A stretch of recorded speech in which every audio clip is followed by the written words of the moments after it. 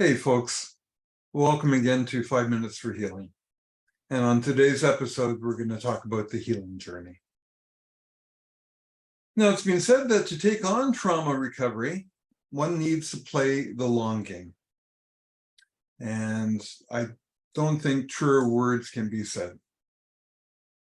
The process of recovery, of healing, it can't be rushed. You can't push the river. And even though that there are new therapeutic modalities out there, this isn't something that can be addressed briefly in one's life. Nor is healing a linear process. One needs to be prepared to prepared for setbacks or times where you may think you're not making any progress. The analogy of 2 steps forward, 1 step back may well run true in your life. This journey also requires commitment. This may be the hardest work you have ever tackled in your life. And yet, there is a promise that this work may be your greatest reward. Lastly, remember, you can't heal in isolation. Whether the people in your life are counselors, loved ones, people that you look up to and trust deeply, all are required for you to follow through to reach this place of recovery. So in essence, what we're saying is healing certainly is possible. And we know that for every story of wounding we hear in this world can also become a story of healing. Now, that being said, the notion that one can completely heal from past trauma sounds a bit of a setup. An analogy that may hold true is that having past trauma is kind of like having a bad knee, a trick knee. And what one needs to do if one has a knee like that is to learn how to live with the vulnerability. For example, when you enter a building, you may need to decide to take the elevator rather than to take the staircase. Or with that trick knee, you may need to choose your exercises being swimming rather than running.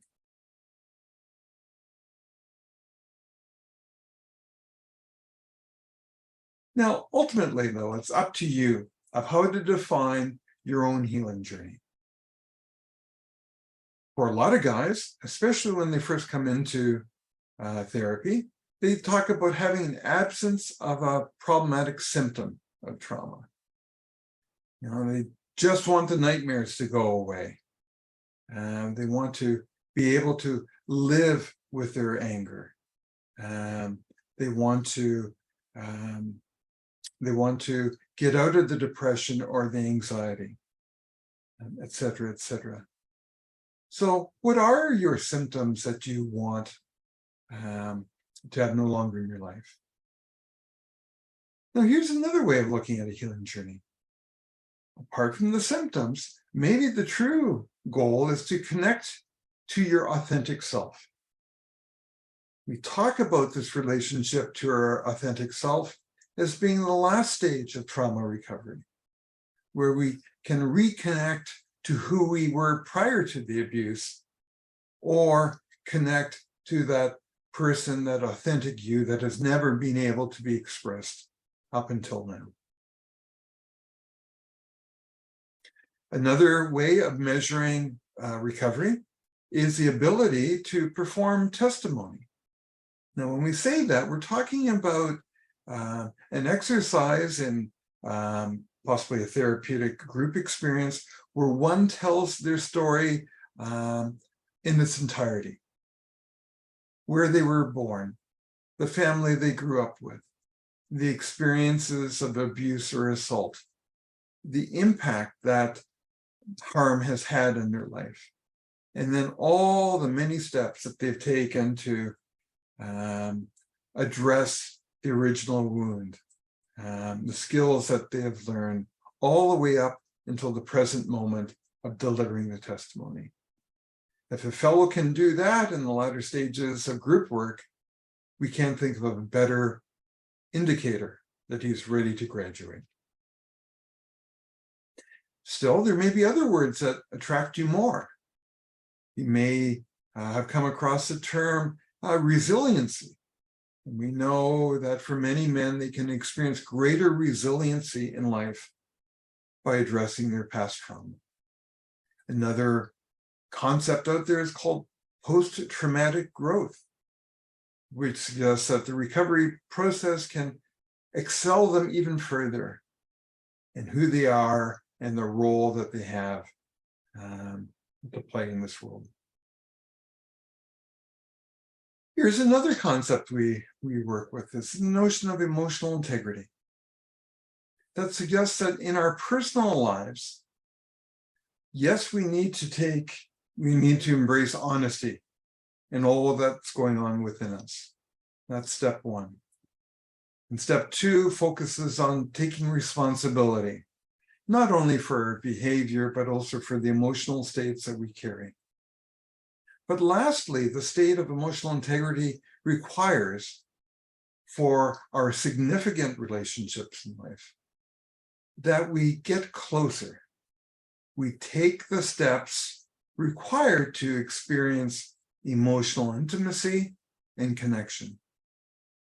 If we can do all of those steps, we have to achieve them in that particular order, then this quality of emotional integrity is a sweet spot to behold and can be a lifelong journey in how we hold ourselves with others. Some men identify with the notion of walking the sacred path. And this is a metaphor for determining what's our true purpose. You could say our purpose on this planet. Do each one of us have sealed orders in terms of what our role needs to be? And if we can honor that within ourselves, maybe that's the model of healing that speaks to you.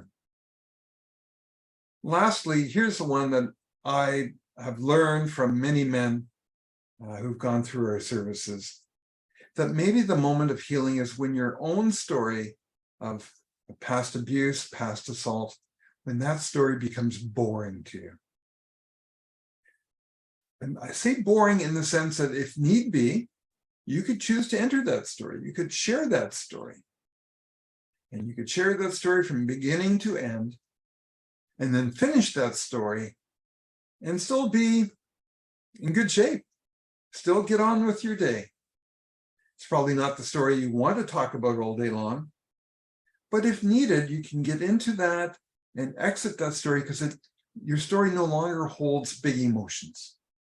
So in that sense, we can say that maybe the day comes when your story of past abuse becomes boring to you, and you're much more invested, of course, in the here and now and not what has occurred in the past. Finally, I'd like to read out a statement from a past participant in our services. He writes, "Our experiences start as open wounds and heal as scars. The scars stay tougher than the skin around them, and we wear them with pride, like warriors."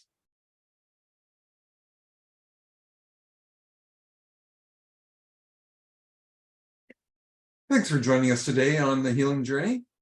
This is also our last video in this 12-part series on men, trauma, and recovery.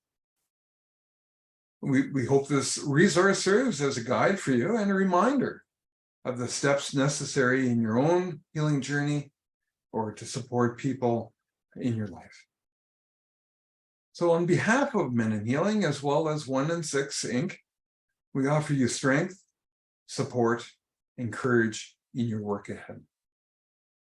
And we also encourage you to explore our survivor services, our public education, and public and professional training, if this may serve you or your community in the future. Until we meet again, friends.